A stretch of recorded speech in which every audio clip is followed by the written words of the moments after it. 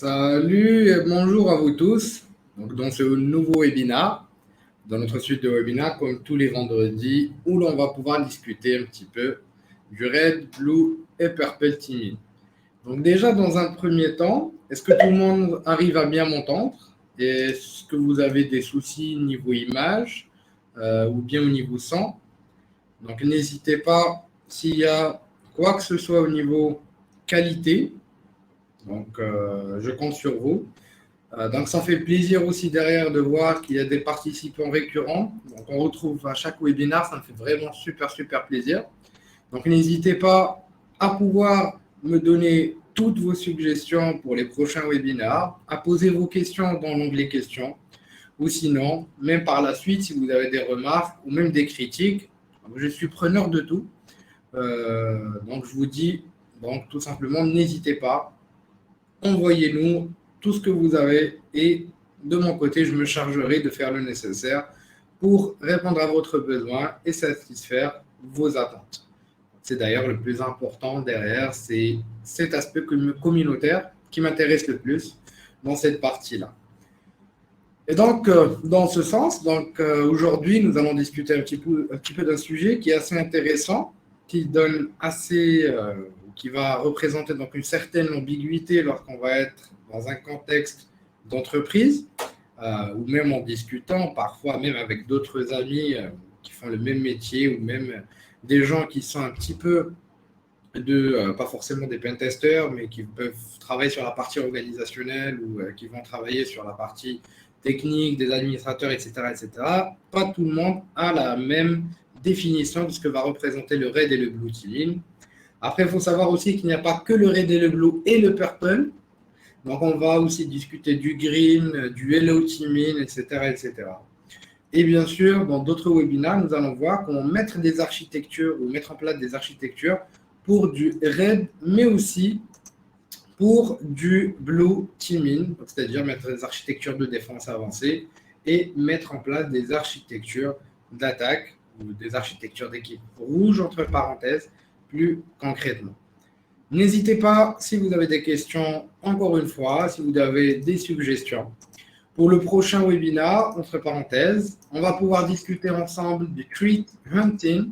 Donc, ce sera un talk purement technique où on mettra en place, bien sûr, après avoir discuté de la partie méthodologie, on va mettre en place une architecture qui va nous permettre de faire du threat hunting ou de la chasse aux menaces, autrement dit. Je vais vous apprendre aussi rapidement pour ceux qui découvrent comment pouvoir le faire et ça va être vraiment super intéressant. Donc, vous pouvez vous inscrire sur le lien qui est présent au niveau du chat, donc, que l'équipe d'Alform vient de mettre à votre disposition. Sinon, on va pouvoir attaquer notre webinaire pour pouvoir découvrir un petit peu cette fameuse différence entre ce qu'on va retrouver au niveau du monde du purple, mais aussi, enfin, du monde du red, mais aussi du blue teaming. Pourquoi ces deux équipes adverses, en quoi ça consiste, et est-ce que c'est forcément une approche qu'il faudra mettre en place de manière, donc disons, conflictuelle, entre parenthèses, ou de manière à ce qu'on ait vraiment une équipe rouge qui va travailler pour détruire carrément les lignes de défense qui sont mises en place par une équipe bleue, entre parenthèses. Et c'est l'objectif en fait de ce webinaire, c'est de découvrir est-ce que aujourd'hui, ou déjà les définitions de ces différentes approches, parce que c'est des approches, c'est des mindsets, on va voir que ce n'est pas juste question d'outils, que ce n'est pas juste du pentest, que ce n'est pas juste des attaques et des méthodologies de défense, mais totalement un mindset, une façon de penser qui va nous permettre de pouvoir avancer dans les choses et de pouvoir mettre en place un système d'information concrètement sécurisé. Et c'est, disons, la meilleure approche, parce que ça va un petit peu plus loin que ce qu'on va pouvoir retrouver au niveau des tests d'intrusion, même si au début, j'ai trouvé vraiment que c'était beaucoup plus à l'aspect marketing qu'autre chose. Mais bon, on va discuter des détails par la suite. Sachant que cela ne va pas forcément être toujours une équipe contre une autre, mais le mindset et l'objectif final, c'est de pouvoir travailler ensemble. Donc, c'est-à-dire qu'on puisse avoir deux équipes, une équipe rouge et une équipe bleue, une équipe qui attaque et une équipe qui défend, mais qui doit travailler en parfaite harmonie pour pouvoir tout simplement arriver à sécuriser au mieux le système d'information, mais aussi monter en compétences ensemble. Et c'est ça ce qui est très intéressant, c'est ce travail collaboratif, c'est cette approche collaborative qui va nous permettre de pouvoir bâtir donc un système d'information qui va pouvoir représenter un système ou un SI sécurisé. Et ça, c'est l'élément le plus important ou l'objectif le plus important au niveau duquel ou par rapport auquel on va pouvoir, donc tout simplement, on va pouvoir commencer. Après, bien sûr, on va pouvoir découvrir qu'il n'y a pas juste qu'une approche de règles de blue teaming. Donc, certes, tout commence par une compromission initiale, tout commence par des approches globales qui vont dépendre de ce qu'on va appeler une key chain ou, disons, des arbres d'attaque qui dépendent du type de menace qui va pouvoir être perpétré. À ce moment-là, on va parler de red teaming qui va nous permettre donc tout simplement de pouvoir évaluer, on va discuter des détails, le niveau de sensibilité ou le niveau de veille, si vous préférez, et le niveau de sécurité et des lignes défensives qu'on va mettre en place ou qui ont été mises en place par l'équipe bleue, notamment l'équipe qui défend. Et à ce moment-là, on va arriver à ce qui nous intéresse le plus, c'est un aspect collaboratif, un mindset collaboratif qu'on va appeler du purple teaming, même si là, il n'y a pas vraiment d'équipe. Concrètement, on va en discuter tout de suite.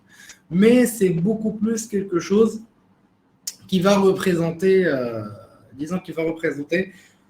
une approche ou une méthodologie de travail qui va nous permettre de pouvoir synchroniser le travail entre ces deux mindsets.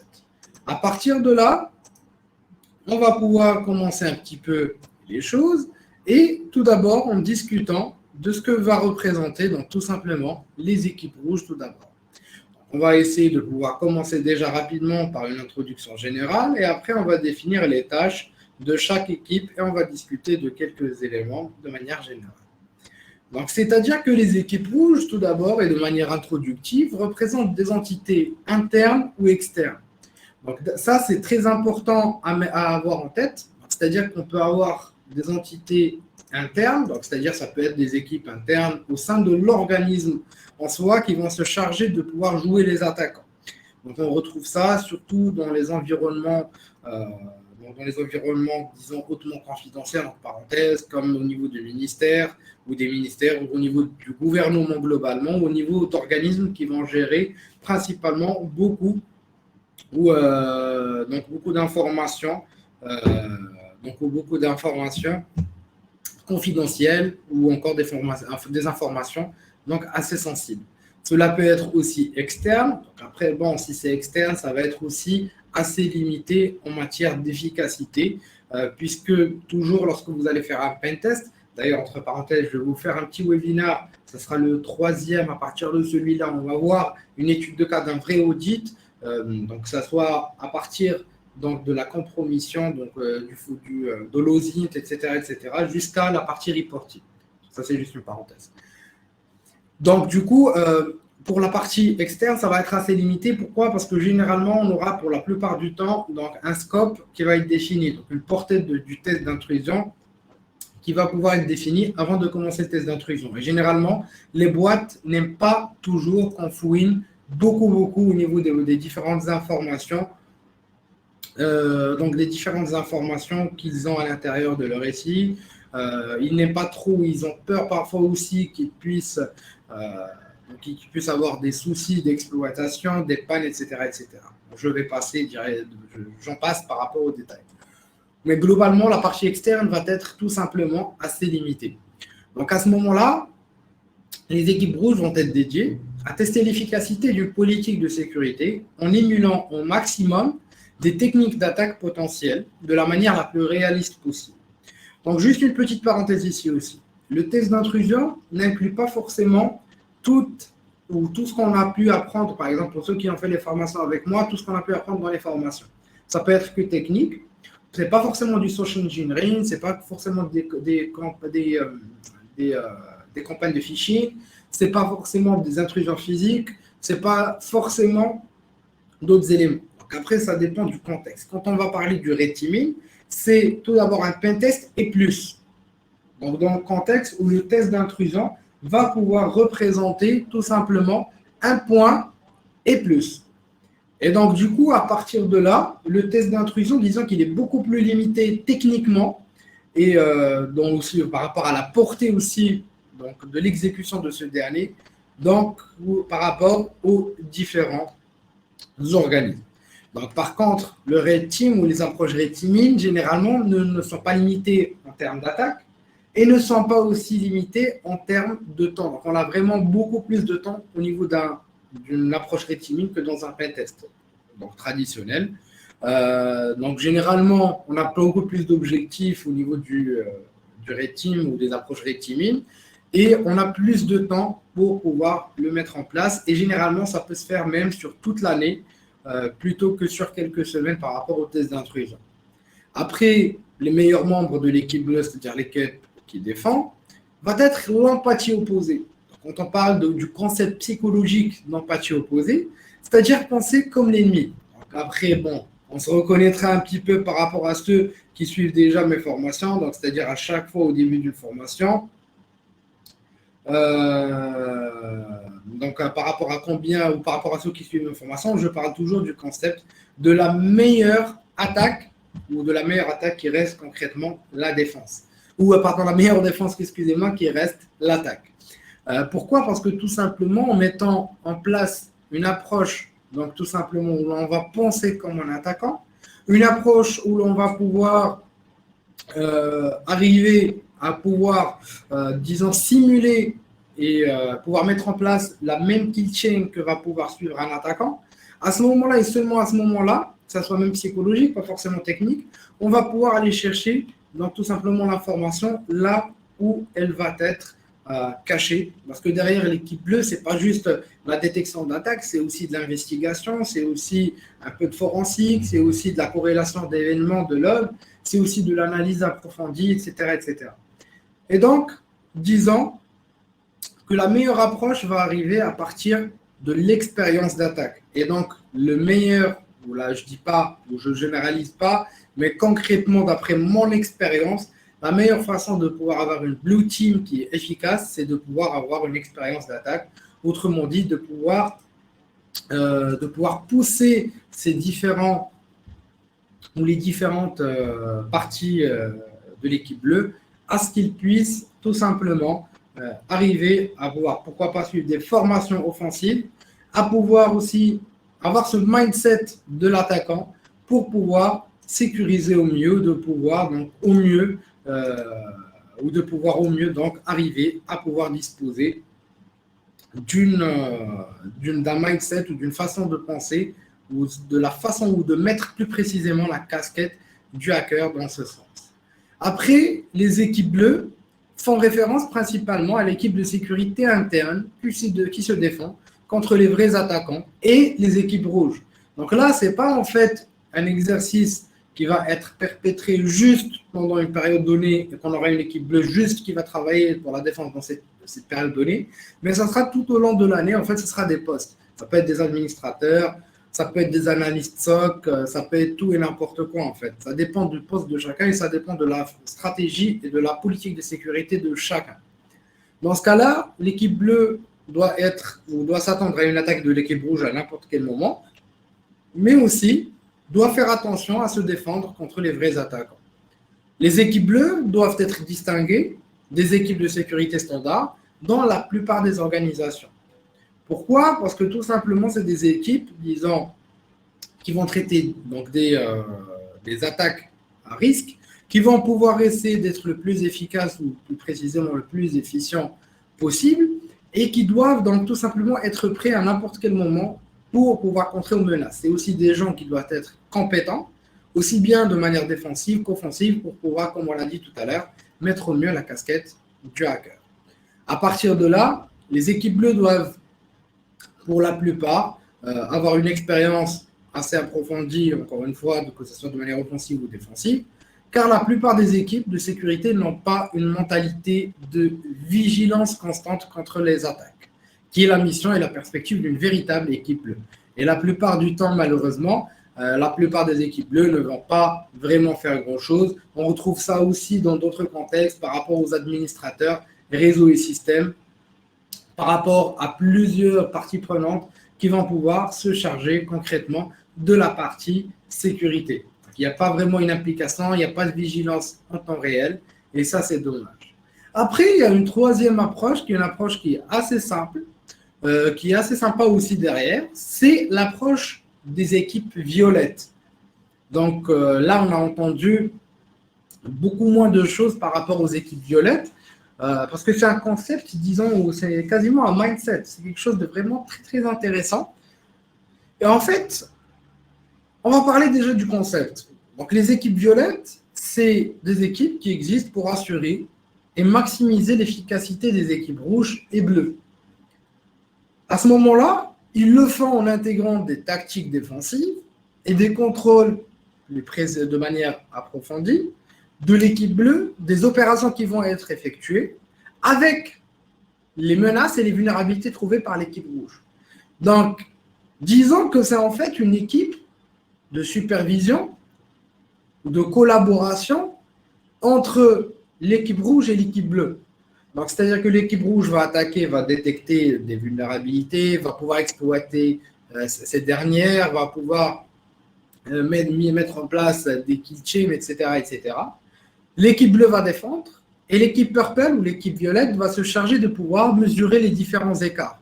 C'est-à-dire qu'à ce moment-là, l'équipe violette va pouvoir essayer notamment de pouvoir avoir en input les informations qui vont pouvoir être récupérées de l'équipe rouge qui a été exploitée. Ensuite, ce qui a été détecté par l'équipe bleue va pouvoir corréler toutes ces infos et va pouvoir diriger donc les lignes de défense et mettre en place des schémas ou des schémas directeurs pour la sécurisation du SI à partir de ces différents inputs. En quelque sorte, c'est l'output.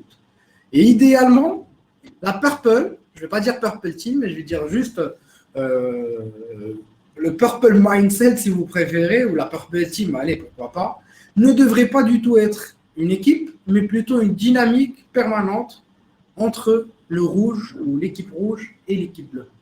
Donc, c'est-à-dire que ce n'est pas forcément donc une équipe, ce n'est pas forcément des personnes, mais c'est un mindset, c'est une façon de penser, c'est une façon de pouvoir opérer au niveau ou dans le temps, ou disant c'est aussi un travail collaboratif. Et ça, c'est le plus important à prendre en considération.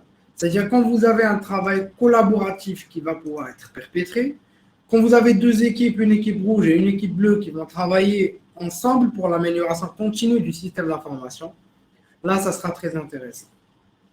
Et bien sûr, les équipes rouges sont les plus souvent malheureusement confondues avec les pentesters. Mais bien qu'elles se chevauchent énormément en termes de compétences et de fonctions, ce n'est pas la même chose. Les équipes rouges, comme on l'a dit tout à l'heure, ont un certain nombre de tâches qui les distinguent des autres équipes de sécurité offensive, autrement dit des pentesters. Et c'est ça ce qu'on va retrouver principalement comme grande différence. C'est-à-dire qu'on va pouvoir retrouver des tâches en plus seulement, mais aussi des approches plus détaillées. Par exemple, des émulations de TTP. Quand on parle de TTP, c'est les tactiques, les techniques et procédures qui vont être utilisées par les adversaires. Vous allez comprendre au niveau du prochain webinaire pourquoi je dis adversaire. J'ai traduit exprès adversary, et auquel la cible est susceptible de faire face. Par exemple, en utilisant des outils, des exploits, des méthodologies de pivoting, d'élévation de privilèges et tout autre objectif similaire en tant qu'acteur de menaces données. Et là, à ce moment-là, avant de faire un red team ou une approche de red teaming quelle qu'elle soit, il faut avoir la capacité de mettre en place concrètement une approche de threat modeling et de kill chaining. Et ça, c'est aussi un autre sujet de webinaire qu'on va découvrir ensemble. Sachant que des tests basés sur des campagnes qui s'exécutent pendant une période prolongée, par exemple plusieurs semaines, plusieurs mois d'émulation, du même attaquant. Et là, on va essayer vraiment de faire ou d'avoir une approche qui s'approche le plus de menaces qu'on peut retrouver au niveau des menaces, donc APT, Advanced Persistent Threat, qui sont des menaces qui ont des compétences hautement prisées, des compétences très poussées, des techniques très sophistiquées qui ont pour objectif d'accéder à un organisme, pour qui le temps, ce n'est pas un problème et ils peuvent prendre le temps qu'ils souhaitent pour pouvoir accéder et détruire un organisme. À ce moment-là, et seulement à ce moment-là, on peut parler donc d'approche red teaming. Et donc, si une équipe de sécurité va utiliser globalement des outils de pentesting standard, qui va exécuter ces tests pendant 1 à 2 semaines seulement et essayer d'atteindre un ensemble d'objectifs standards, tels que le pivot sur les réseaux internes, le vol de données, l'obtention de l'administration du domaine, etc. etc. Mais ici, l'équipe rouge va aller et essayer d'aller beaucoup plus loin et va avoir un ensemble personnalisé de TTP, de tactiques, techniques et procédures, et d'objectifs sur une période prolongée. Ça peut aller jusqu'à 1 an, voire, j'ai vu dans quelques cas, même un petit peu plus. Et l'objectif est de démontrer et d'arriver à pouvoir retrouver les vraies lignes ou les vraies problématiques que vous allez avoir au niveau d'un organisme concrètement et émuler une vraie attaque par rapport à un vrai contexte, par rapport à ou un contexte spécifique pour voir jusqu'où ça va aller.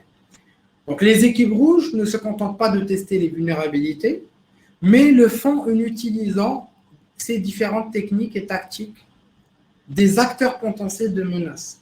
Donc, c'est-à-dire, je ne vais pas venir trouver une vulnérabilité et l'exploiter, mais je vais aller jusqu'au bout.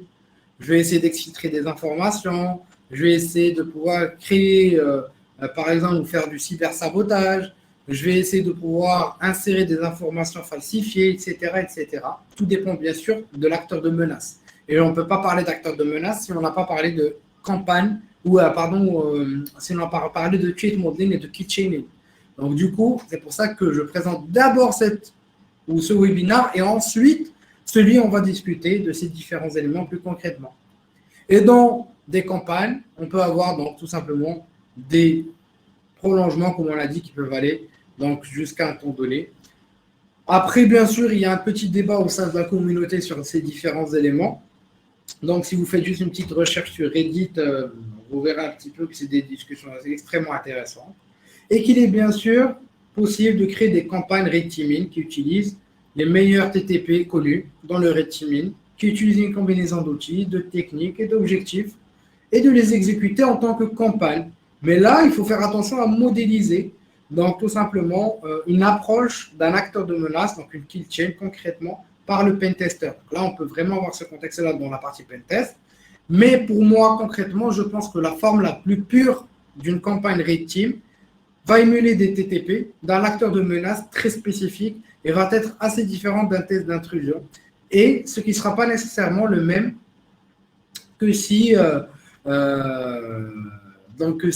pentester allait faire la même chose. Donc, je pense que c'est vraiment un travail d'équipe, que c'est un travail d'interne qui doit prendre en considération la menace externe et la menace interne, qui doit prendre en considération les différents inputs qu'il aura récupérés à travers d'autres travaux comme de l'OSINT, mais aussi du travail de reconnaissance en interne, pour pouvoir simuler ce type d'attaque, surtout dans des organismes à haut risque. Après, bon, pour les blue teams, ici, le but n'est pas de garder le contrôle et de pouvoir vraiment dire, voilà, je dois mettre en place une architecture, tout doit être mis en place de façon à ce que la sécurité doit rester parfaite et on n'a pas de problématique de sécurité parce que j'ai fait des exercices red teaming avec des boîtes. Je ne vous dis pas, les RSSI, ils tremblent. Et pour eux, le plus important, c'est de dire, voilà, il faut faire attention à ne pas toucher ceci, attention à ne pas toucher cela. Et pour eux, ce qui est plus important, c'est en fait de rester ou d'avoir, disons, le contrôle ou d'avoir le contrôle sur l'infrastructure. Ben, en fait, non. Et c'est un grand, grand non. Parce que le but est d'encourager la curiosité, une mentalité proactive et encourager la blue team à pouvoir chercher là où ils n'ont jamais fait, de pouvoir penser comme un attaquant, de pouvoir investiguer, de pouvoir être efficient, de pouvoir avoir de nouvelles approches, imaginer de nouvelles choses. Et les blue teams sont les défenseurs proactifs d'une entreprise du point de vue de la cyber. Et ce n'est pas juste des lignes d'attaque qui sont là pour dire voilà, on est les garde-corps, on va bloquer les accès partout. On ne peut pas bloquer les accès. La cyber à 100%, ça n'existe pas. On n'est pas en train de sécuriser à 100% ou fermer les volets. La sécu à 100%, ce n'est pas possible. On n'arrête pas un pirate, on le ralentit. Et c'est toute l'approche qui est plus intéressante. C'est-à-dire que là, ce qu'on va faire, c'est qu'on va essayer tout simplement de pouvoir apprendre. Et c'est ça l'objectif du RAID et du Blue Teaming, c'est d'apprendre, d'avoir de nouveaux concepts, de réfléchir. Parce qu'il existe un certain nombre de tâches en cyber axées sur la défense qui ne sont pas largement considérées comme dignes d'une équipe bleue. Et on a beaucoup d'analystes SOC, et là je souligne les analystes SOC par expérience, de niveau 1 qui n'ont aucune formation, qui n'ont aucun intérêt pour les techniques offensives, aucune curiosité, et n'ont aucune créativité dans le suivi d'alerte. Et en fait, ce n'est pas des analystes SOC, ceux qui ont déjà travaillé dans des contextes de l'armée ou des contextes gouvernementaux ou des contextes de grosses boîtes avec des grosses entités, ils peuvent nous confirmer dans le chat. On n'a pas des analystes SOC, on a des gens qui font du ticketing, qui gèrent des tickets. Et on n'a pas une recherche, donc il n'y a pas de curiosité, on n'a pas de créativité, on n'a pas de gens qui vont pouvoir aller chercher à s'auto-former, à comprendre comment l'attaque se passe, etc., etc. Et c'est ça ce qui est dommage. Parce que c'est le travail collaboratif qui est le plus important ici. Et bien sûr, comme je vous ai dit tout à l'heure, toutes les équipes bleues sont des défenseurs, mais pas tous les défenseurs, mais pas tous les défenseurs font partie d'une équipe bleue. Et c'est ça ce qui est le plus important. Et ce qui différencie les équipes bleues de faire des choses défensives, c'est la mentalité, c'est-à-dire le mindset. Comment on va penser? Est-ce qu'on va penser comme des attaquants? Est-ce qu'on va penser comme des gens qui font juste de la défense, qui sont là pour faire des deny all sur le firewall et dire voilà, c'est bon, j'ai fini. Mais en fait, il faut aller plus loin parce que, comme j'ai dit, la sécurité à 100%, c'est impossible. Et là, on va aller chercher surtout le mindset. C'est des états d'esprit proactifs. C'est une curiosité sans fin pour les choses qui sortent de l'ordinaire. C'est une amélioration continue de la détection et de la réponse. Parce que l'équipe bleue, ils ne vont pas juste faire de la détection d'attaque et remonter des alertes. Ils vont aussi chercher à faire de l'amélioration continue par rapport à ce qui a été récupéré comme output et faire de la réponse à incident. D'où le bon choix des outils à mettre en place dans son architecture.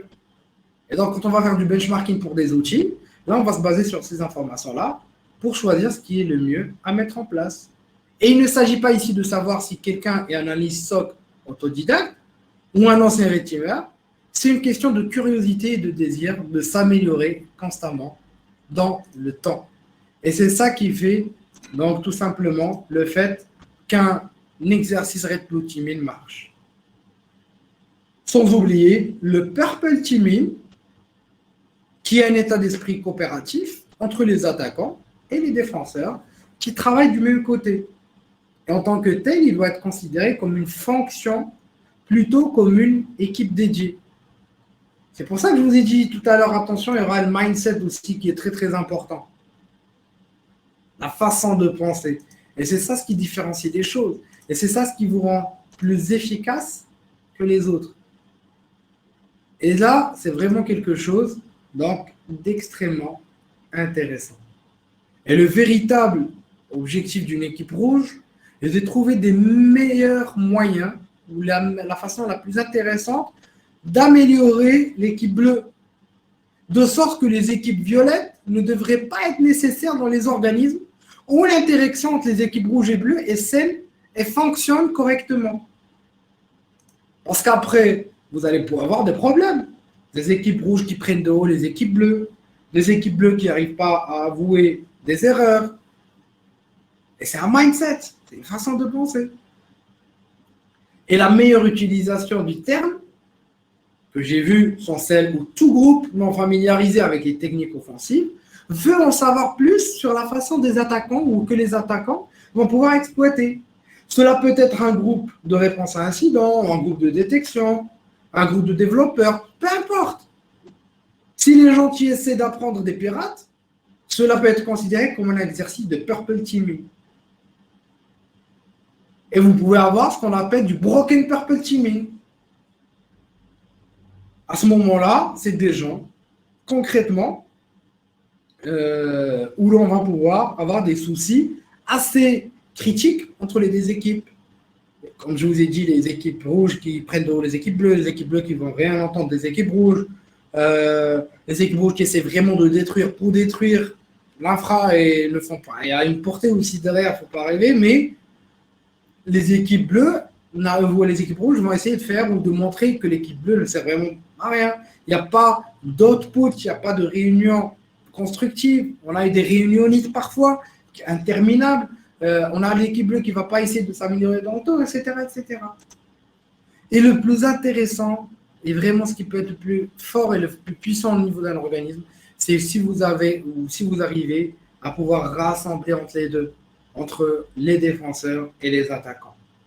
Et ça, c'est ce qui peut vous amener vraiment à pouvoir sécuriser au mieux votre système d'information.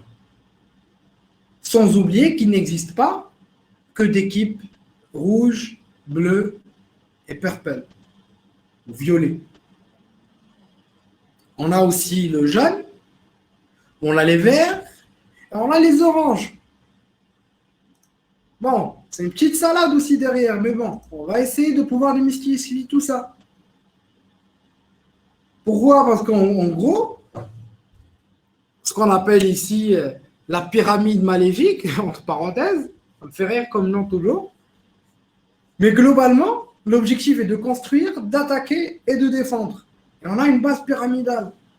La base de la pyramide, c'est les attaques, les défenses et le travail collaboratif en se basant sur la connaissance ou sur l'output de l'attaquant.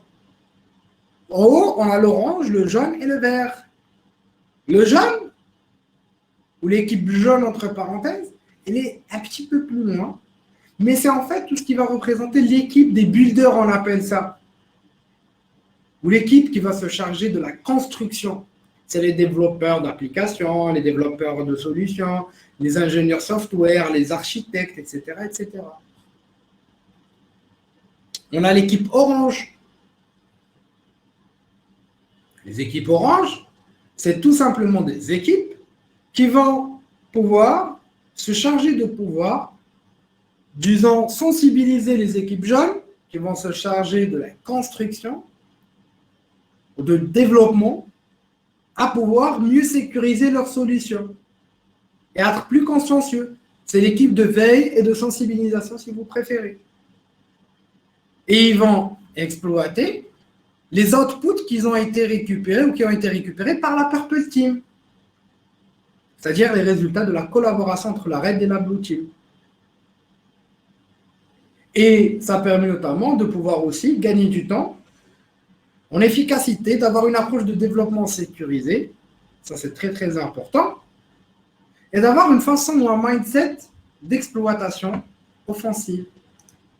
Sans oublier l'équipe verte, qui elle ne va pas travailler avec l'attaquant, parce que l'équipe orange va faire son tweet modeling, concrètement avec la partie attaquante, va pouvoir avoir les outputs de la Red Team pour pouvoir conseiller la Yellow Team. Par contre, là, la Green Team, c'est le contraire. Ils vont travailler avec la Blue Team. C'est-à-dire l'équipe de défense. C'est-à-dire que, par exemple, la Green Team va pouvoir se charger, selon les recommandations de la Blue Team, à pouvoir améliorer les capacités de journalisation, de pouvoir standardiser les événements les plus importants orientés cyber toujours, de pouvoir mieux appréhender les approches de mise en avant des informations qui peuvent être intéressantes dans le sens du forensique, de données, donc pour faciliter le forensique, pour tout ce qui va pouvoir essayer de faciliter le travail de l'équipe, autrement dit. Ils vont pouvoir se charger de pouvoir intégrer du monitoring ou de la supervision d'intégrité, etc., etc. Donc, tout ce qui va être output de l'équipe bleue. Et comme ça, notre équipe rouge va pouvoir donner son output à l'équipe orange, qui, elle, va pouvoir donner son output et gérer l'équipe jaune. L'équipe bleue va pouvoir tout simplement donner ses outputs à l'équipe verte, qui, elle, va pouvoir aider les builders à modifier ou avoir des lignes directrices. Et ces derniers, c'est-à-dire les développeurs, les concepteurs, les architectes, vont pouvoir avoir des architectures plus intéressantes, des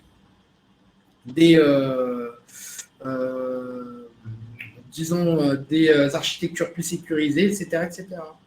Et on a bien sûr le purple teaming qui prend en output ce qui va être récupéré en termes des attaques red teaming et va pouvoir aider la blue team à pouvoir mieux se défendre. Et là, c'est un petit peu magique parce que c'est ce travail collaboratif qui va nous permettre de pouvoir sécuriser au mieux donc notre système d'information. Et concrètement, en fait, ce qu'on va essayer de faire plus concrètement, c'est en fait, ou ce qu'on va avoir comme output, c'est en fait le red et du blue, ça nous donne du purple. Le blue teaming pour la défense et yellow, donc l'équipe des builders, en fait, c'est un peu du green. Et du red et du yellow, ça nous donne de l'orange. Et ça, c'est complètement magique parce que c'est ce qui va rendre les choses extrêmement intéressantes. Après, bon, je ne vous dirai pas qu'il n'y a pas de problème, parce qu'il y aura toujours des problèmes dans les organismes, quoi que vous fassiez. Et par exemple, certains problèmes que vous pouvez avoir, c'est par exemple la red team qui se pense trop élite pour partager des informations avec la blue team. L'équipe rouge qui est entraînée à l'intérieur de l'organisation, il devient stérilisé, restreinte et démoralisé. Ce qui entraîne finalement une réduction de son efficacité. Ça, c'est pas vraiment top. Parce que l'objectif est de démontrer dans le temps l'évolution de la partie, ou disons l'évolution de la partie, ou de l'efficacité de la partie offensive. L'équipe rouge et l'équipe bleue qui ne sont pas conçues aussi, ou qui n'ont pas été formées et sensibilisées à interagir l'un avec l'autre sur une base continue. Et bien sûr, de sorte que les leçons apprises de chaque côté vont être perdues malheureusement.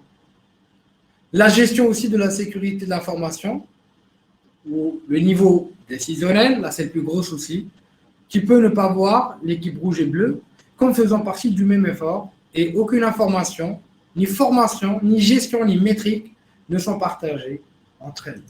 Et là, il faut vraiment prendre en considération ces différents éléments. Après, bien sûr, je ne vous cacherai pas qu'il y a bien sûr disons qu'il y a des facteurs clés de succès que vous pouvez avoir. Ce qui est plus important, c'est que les équipes rouges imitent les attaquants afin de trouver le plus de failles, qui soient formés dans le temps, de manière continuelle. Les équipes bleues qui se défendent contre les attaquants doivent s'efforcer d'améliorer en permanence leur récit. Il faut une mise en œuvre de l'équipe rouge et bleue qui fonctionne correctement et qui comprend un partage régulier de connaissances entre les équipes rouges et bleues pour mettre en place une amélioration continue. Les équipes violettes sont souvent utilisées pour faciliter cette intégration et ne sont pas obligatoires. Et tout dépend de vous, tout dépend de votre contexte, tout dépend de l'organisme dans lequel vous travaillez, et ainsi de suite. Parce que le partage aussi, c'est ce qu'on essaie de faire d'ailleurs à travers les formations, webinaires et tout. Le partage, c'est la clé en fait.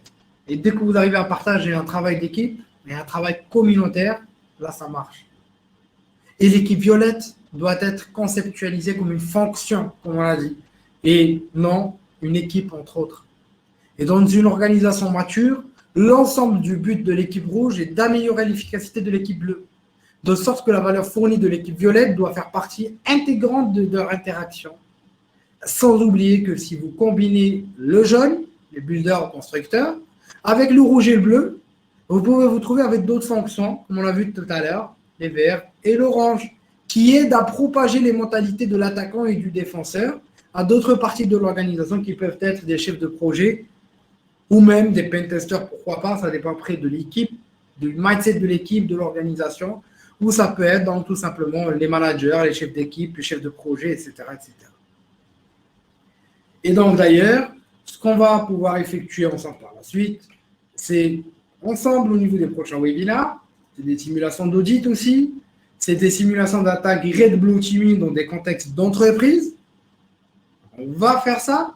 Donc, je vous ai préparé des choses vraiment superbes. Donc, après, il y aura même des lives. On va faire des approches ou vous allez m'accompagner dans des tests d'intrusion physique. Donc, c'est-à-dire, j'aurai une petite caméra, vous pourrez suivre du lockpicking, des approches physiques. Vous allez suivre la préparation et l'exploitation, etc. Le reporting, on va tout faire ensemble.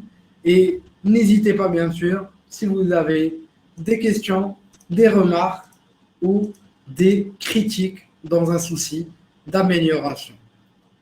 Sur ce, on arrive à la fin donc, de ce webinaire qui est en fait l'introduction des prochains webinaires qui vont arriver. N'hésitez pas, si vous avez des questions, à pouvoir les mettre au niveau de l'onglet questions. Donc, on va essayer d'y répondre ensemble. Et n'oubliez pas que vous pouvez donc, vous inscrire au niveau du prochain webinaire qui aura lieu la semaine prochaine. Donc, ce webinaire va pouvoir traiter, tout simplement traiter la partie Threat Hunting. Donc, on va essayer de voir la chasse aux menaces.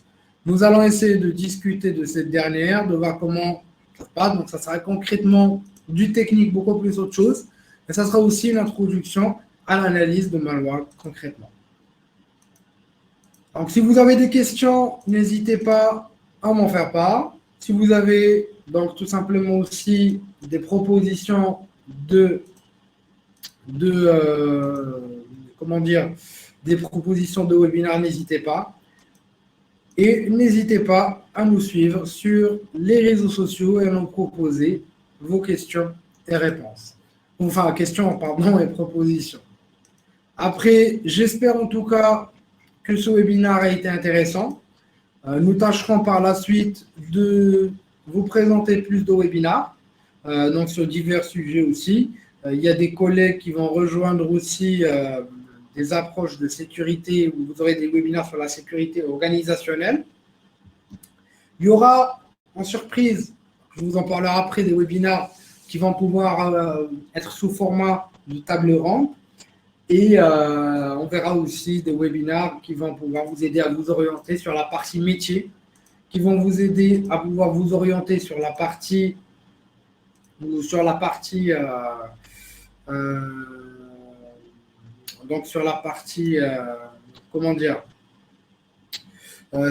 carrière. Donc d'ailleurs, il y aura des webinaires sur la partie certification aussi, et ainsi de suite.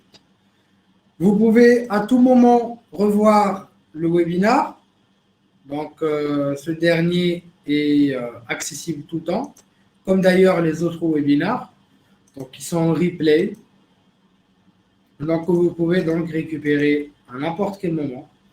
Et on verra la semaine prochaine le Threat Hunting, qui sera proprement un sujet technique à 100%. Disons, allez, pas dire, au moins disons à 90%. N'hésitez pas, si vous avez des questions, à m'en faire part. Et je vous dis merci de votre confiance. Merci d'avoir été là. Donc, voilà. Et donc, du coup, merci beaucoup à vous tous de votre présence. Et on va essayer de pouvoir pousser les autres éléments le plus rapidement possible. Et je vous dis à bientôt pour un prochain webinaire.